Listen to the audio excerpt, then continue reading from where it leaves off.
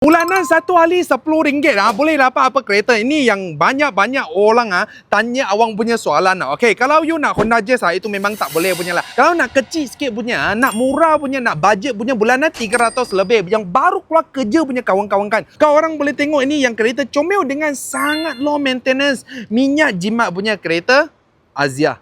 Selain Asia, apa kereta ada lagi awang? Okey, kalau you tak suka kereta yang kecil-kecil punya kan, you cakap, I nak murah juga mungkin you boleh tengok yang kereta Saga lah. Saga kita ada banyak juga. Nampak tak?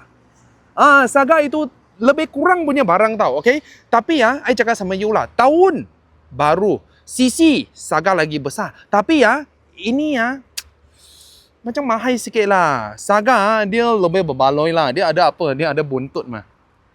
Dia ada buntut, you tahu tak? Ini mah ada buntut. So bulanan 300 sudah boleh lah. So kita ada banyak stok yang baru Asia dengan Saga untuk yang kawan-kawan. Kalau kau orang gaji tak tinggi sangat, nak satu transport boleh memandu, so boleh ambil ini kereta Perdua atau Proton saja. Low maintenance punya. Ini yang awang janji punya benda. Okay? Follow awang dapatkan info dan knowledge kereta.